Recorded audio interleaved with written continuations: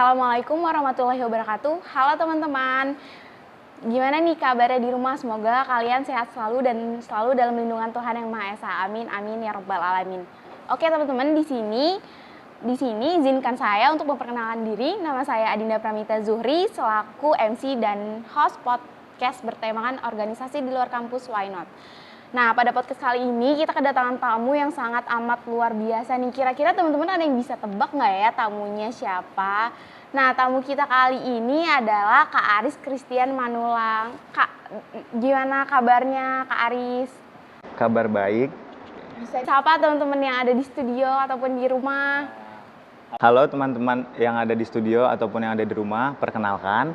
Nama saya Aris Christian, selaku Ketua DPW Matelki DKI Jakarta Jilid 11. Nah, Kak Aris ini adalah selaku Ketua DPW Matelki DKI Jakarta nih. Nah, sebelumnya Kak Aris izinkan saya untuk membacakan riwayat hidup dari Kak Aris. Data pribadi, nama Aris Christian Manulang, tempat tanggal lahir Tangerang 28 April 2001, jenis kelamin laki-laki, agama Kristen, alamat Kampung Parigi, Tangerang Selatan, nomor telepon 0812 9207 3954. Email christianarism@gmail.com. Riwayat pendidikan, SMA Negeri 5 Tangsel 2019, SMP Negeri 16 Tangsel 2016, SD Negeri 02 Serpong 2013. Pengalaman organisasi, Ketua DPW Matelki DKI Jakarta Universitas MH Tamrin 2022-2023, OSIS SMA Negeri 5 Tangsel 2017-2018. Kemampuan mampu berbahasa Indonesia dengan baik.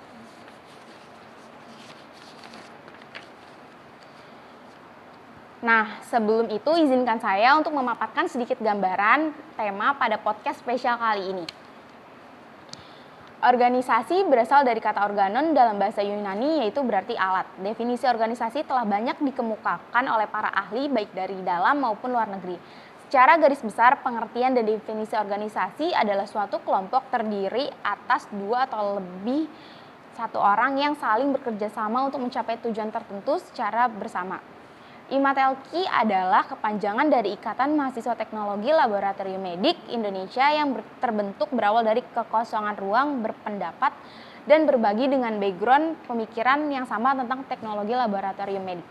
Muncullah gagasan untuk membuat suatu forum nasional yang mampu mewadahi serta menjembatani pemikiran-pemikiran mahasiswa teknologi laboratorium medik dengan lingkup nasional.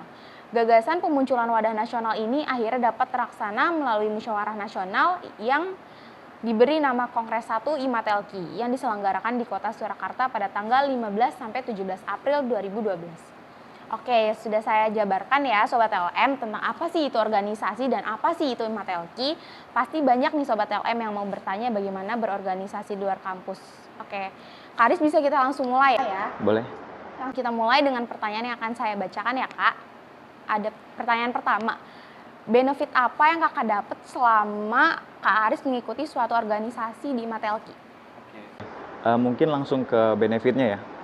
Yang pertama itu kalau benefit yang sudah pasti relasi. Relasi kita bukan cuma hanya di ruang lingkup mahasiswa, tetapi relasi kita juga ada di ruang lingkup pekerja-pekerja lab. Contohnya seperti organisasi Matelki gitu. Jadi pada saat kita ada di Matelki sendiri, kita bisa kenal lebih banyak lagi orang-orang yang ada di lab dan kita bisa bekerja sama dengan mereka juga. Kita juga beberapa kali diundang di acara mereka gitu. Jadi pada saat nanti kita memang membutuhkan pekerjaan, ini udah nggak muluk-muluk ya. Jadi pada saat kita ingin bekerja, kita sudah mengenal orang-orang lab. Jadi itu mempermudah kita untuk nanti ke tahapan pada saat kita ingin bekerja, seperti itu. Bisa kita lanjut ke pertanyaan kedua ya Kak. Apakah ada perubahan diri dari Kak Aris sendiri selama mengikuti organisasi di Matelki?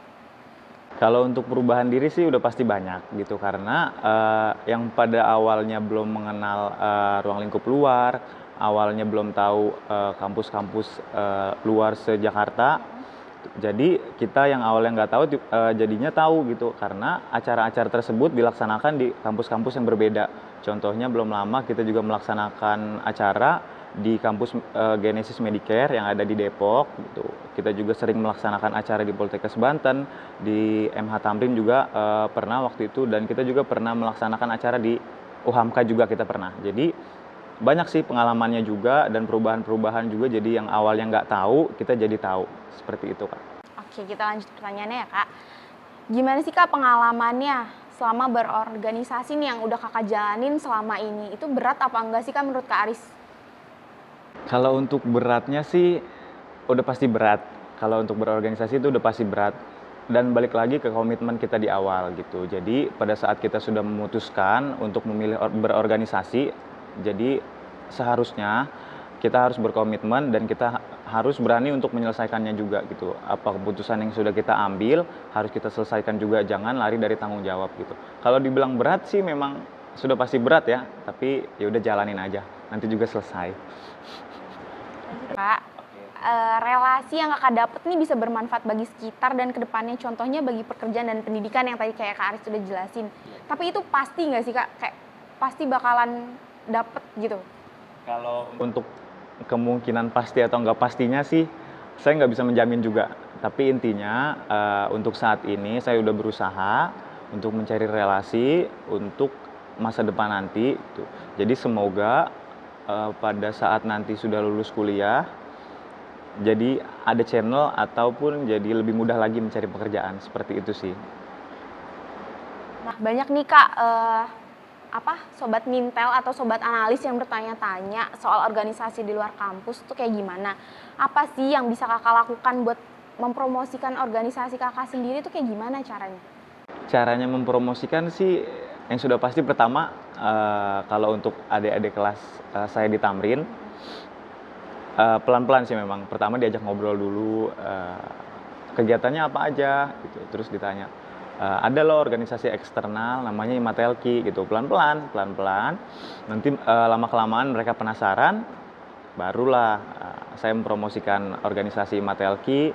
Nanti mereka pelan-pelan pasti akan tertarik. Apalagi kami selalu mengajak mereka untuk turut serta di dalam proker-proker kami gitu. Jadi semoga yang memang mereka yang awalnya belum tahu jadi tertarik dan jadi ingin ikut ke Imatelki sendiri sih. Tapi susah nggak sih Kak ngajak junior-junior Kak Aris tuh buat masuk ke Imatelki itu sendiri tuh susah nggak? Susah sih susah. Apalagi anak zaman sekarang kebanyakan nggak mau ribet dalam berorganisasi gitu. Jadi gue pengennya kuliah aja, habis itu pulang gue ngerjain tugas, habis itu udah besok kayak gitu lagi gitu. Jadi padahal kan kuliah aja nggak cukup gitu. Jadi apa yang kita dapat di perkuliahan nggak bisa kita dapatkan pada saat kita berorganisasi gitu. Jadi yang kita dapatkan di kuliah itu cuma ya udah belajar gitu. Tapi kalau berorganisasi lebih dari belajar yang kita dapatkan gitu. Bisa pengalaman, bisa relasi gitu kan, dan mempermudah kita untuk bekerja juga. Itu sih yang paling penting. Bagaimana sih cara Kak Aris nih bagi waktu antara organisasi sama kuliah? Itu kan pasti jadwalnya padat ya Kak? Padat. Cara membagi waktunya awalnya sih memilah mana yang harus diprioritaskan gitu. Contoh memang kalau ada laprak-laprak yang harus diselesaikan esok hari, ya malam ini harus rela begadang gitu kan. Jadi harus ada yang dikorbankan memang. Kebetulan juga saya memang bekerja, jadi kalau Senin, Rabu, Jumat sore itu bekerja, Senin sampai Sabtu paginya itu kuliah, kalau malam itu pasti ada rapat, jadi ya udah deh dijalanin aja gitu. Jadi yang penting dari dalam dirinya sendiri itu ada keinginan, lama-kelamaan itu pasti akan tersusun dengan sendirinya kok. Pernah nggak sih Kak ngerasa, apalagi Kak Aris bilang tadi Kak Aris juga kerja kan, itu ada rasa capek nggak, kayak aduh capek banget organisasi iya, kuliah iya, kerja juga iya? Oke. Capek banget sih, capek banget. Awal-awalnya capek banget. Jadi ya itu yang tadi saya bilang, lama-kelamaan semuanya akan menyesuaikan. Kalau ngeluh-ngeluh sih pasti ada ya sedikit-sedikit, cuman ya udah deh, kayak apa tanggung jawab yang di awal sudah diambil, lebih baik diselesaikan dan jangan lari dari tanggung jawab sih. Oke, kita lanjut ya Kak. Apa saja sih yang udah dilakukan Imatelki pada waktu dekat ini kepada masyarakat luas, nggak cuma mahasiswa-mahasiswa yang ada di kampus-kampus, tapi ke masyarakat yang ada di luar nih Kak? Oke. Dalam jangka waktu dekat, belum lama ini kan kita melaksanakan IKAN namanya. Imatelki Kerja Nyata. Itu dilakukan 3 kali pertemuan dalam 1 bulan. itu kita melaksanakan di Kampung Pemulung, itu adanya di Tangsel. Jadi kita di situ mengedukasi mereka untuk belajar hidup bersih, karena kan itu berada di lingkungan pemulung gitu. Lingkungan pemulung yang notabene-nya mereka itu masih sedikit mengerti akan kebersihan gitu. Jadi kita mengedukasi mereka supaya mereka bisa belajar hidup bersih, belajar mencuci tangan supaya mereka tidak terkena penyakit-penyakit gitu. Dan belum lama juga kita baru melaksanakan volunteer. Volunteer itu yang dilaksanakan di lapangan Benteng. Belum lama ini kita collab dengan Trust Hero Jakarta. Trust Hero Jakarta sendiri itu adalah organisasi yang memang rutin mengumpulkan sampah di tempat tersebut gitu. Jadi kita kolaborasi, kita ajak teman-teman instansi se-DKI Jakarta untuk gabung di volunteer tersebut gitu. Dan akan dilaksanakan nanti beberapa minggu kemudian.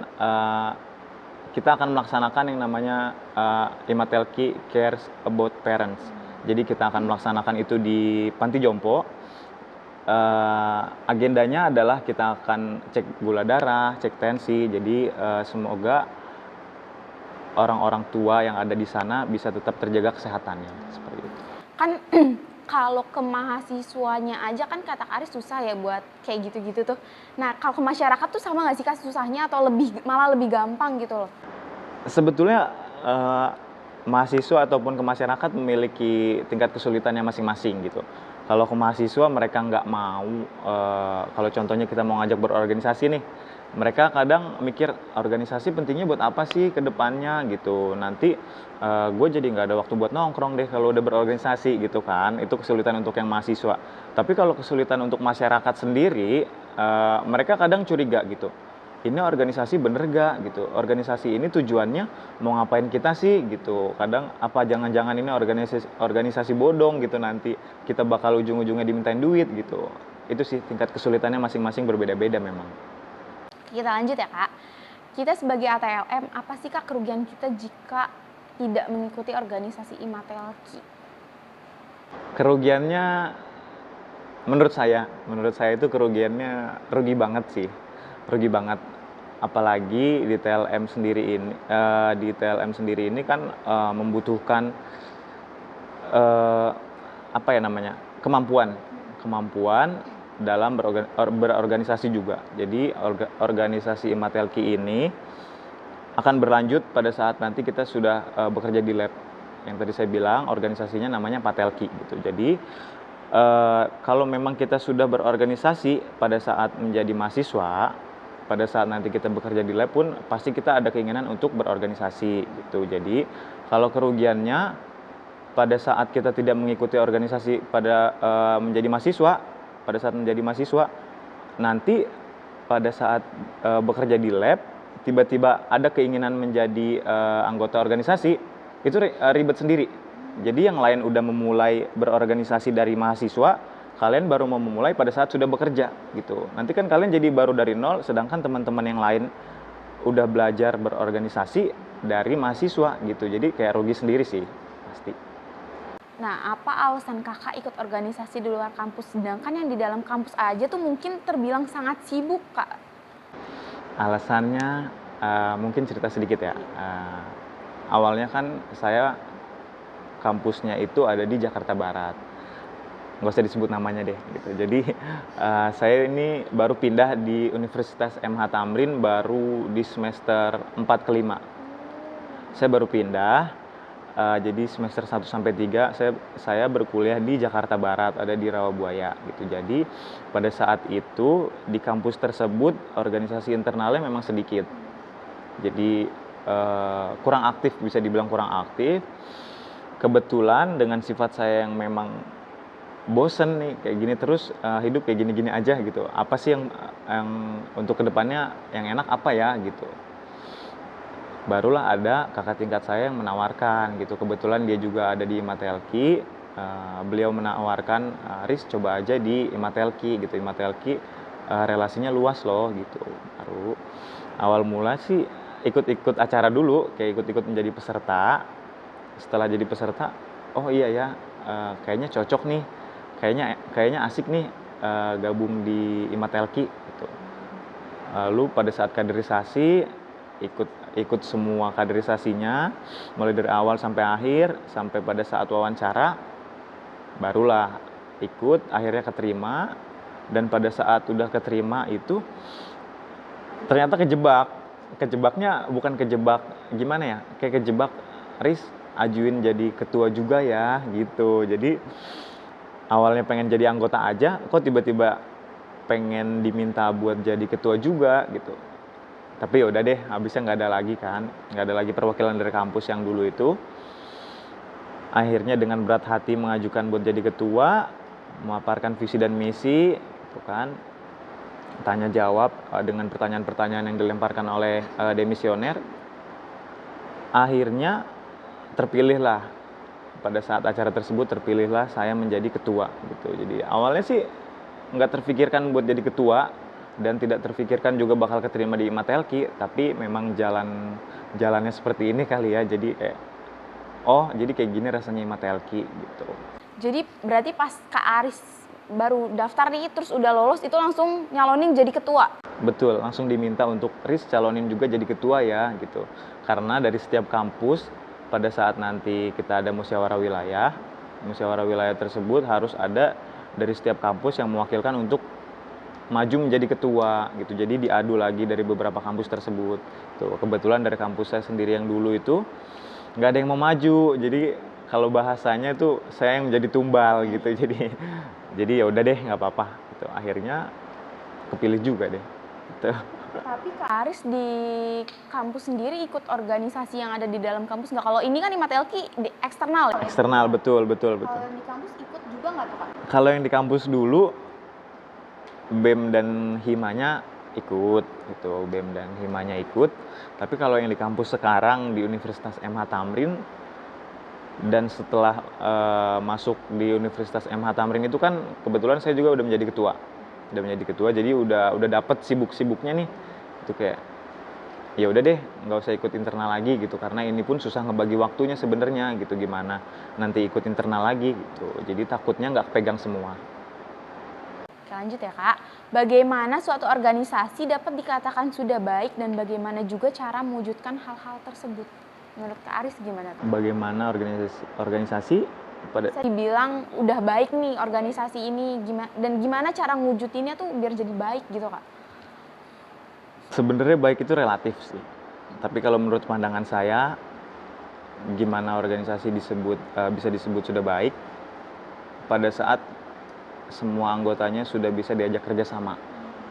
Gitu. Jadi menurut saya yang sulit itu membuat kompak seluruh anggota.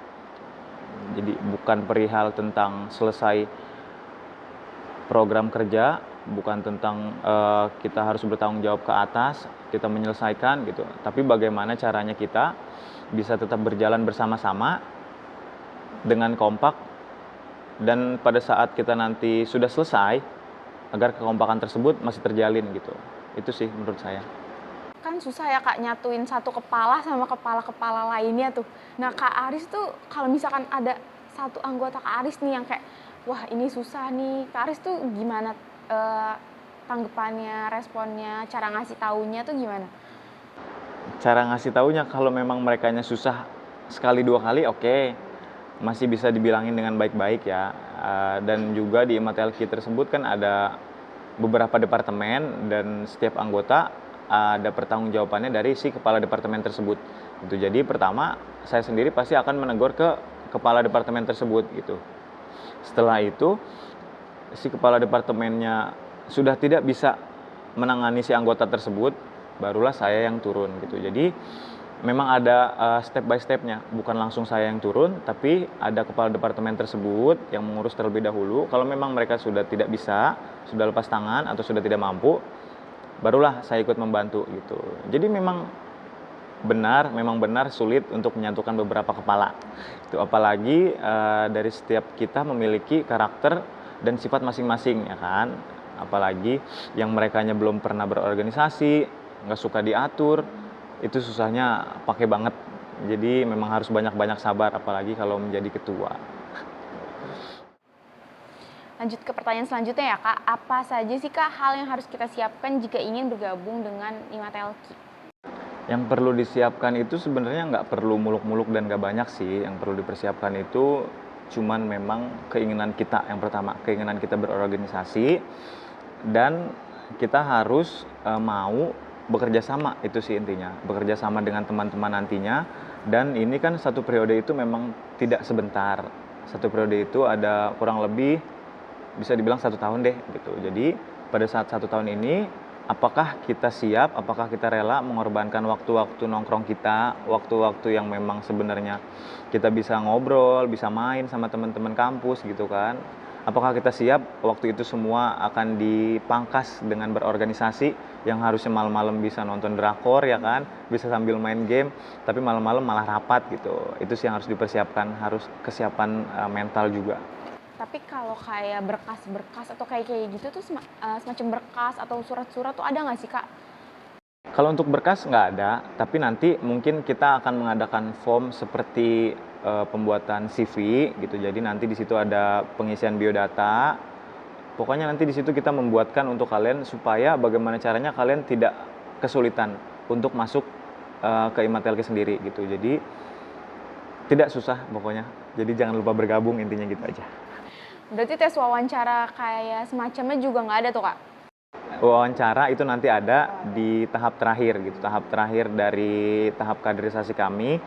Itu pun di wawancara nanti pertanyaannya yang memang basic dan tidak terlalu sulit buat teman-teman yang memang ingin gabung ke IMATELKI. Jadi tidak perlu takut dan tidak perlu khawatir gitu. Tapi dijamin lolos nggak nih Kak kalau misalkan ikut? Dijamin 100% pokoknya. Nah Kak, kan biasanya organisasi di luar itu kan aku tuh pengen nanya nih Kak dari aku sendiri. Kalau misalkan kita ikut IMATELKI tuh kita harus ikut hima yang di kampus dulu nggak sih Kak baru bisa ke IMATELKI?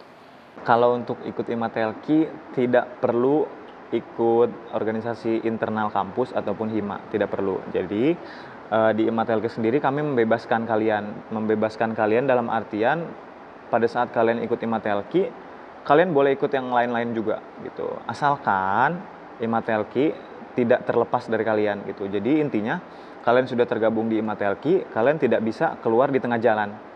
Itu jadi kalian harus komitmen di awal, kalian sudah keterima, terserah organisasi internal yang lain kalian mau ikutkan, boleh, asalkan kalian bisa membagi waktu gitu. Intinya IMATELKI sendiri tidak bisa mengeluarkan anggota di tengah-tengah periode gitu. Tapi kalau misalkan pengen keluar tapi dengan keadaannya tuh emang sangat memungkinkan untuk keluar tuh gimana tuh Kak? Bakal dikasih juga atau enggak? Tetap enggak dikasih? Tetap tidak boleh.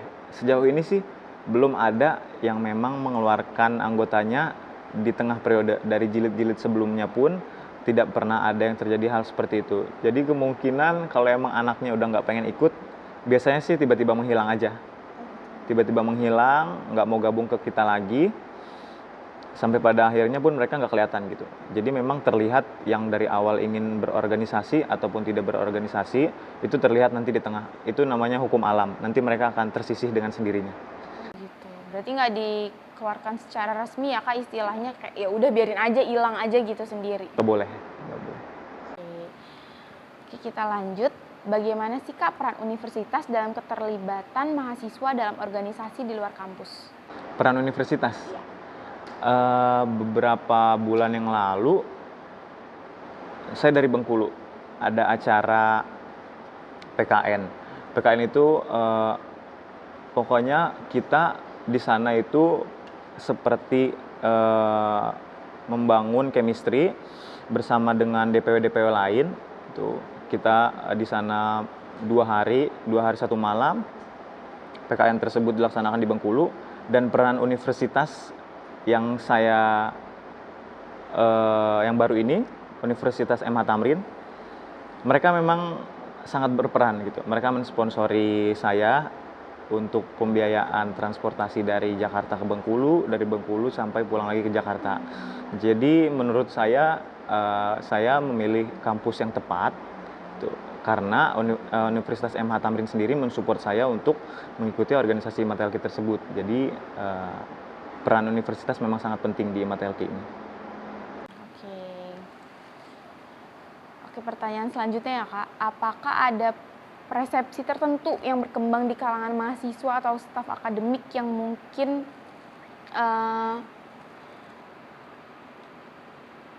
mempengaruhi?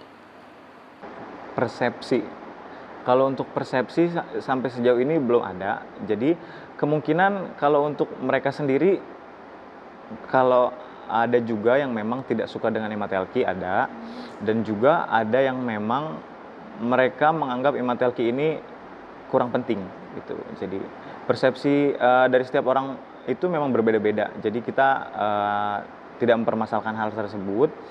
Intinya kalau memang anak tersebut menginginkan untuk join di Imatelki, kami akan bisa membawa mereka. Tapi kalau memang persepsi mereka sudah buruk dari awal dan mempengaruhi teman-temannya supaya tidak ikut Imatelki, itu lebih baik kami cut dari awal gitu. Karena itu akan memperburuk keadaan pada saat di tengah periode seperti itu. Alhamdulillah pada podcast kita dalam sesi ke-1 ini udah selesai. Terima kasih banyak ya untuk Kak Aris, Christian Manulang sudah menyempatkan waktunya, dan Sobat Mintel yang sudah bergabung dalam podcast ini. Kita akhiri podcast pertama ini dan jangan sampai ketinggalan dalam podcast kita yang kedua dalam 30 menit ke depan. Saya Dinda pamit undur diri. Wassalamualaikum warahmatullahi wabarakatuh.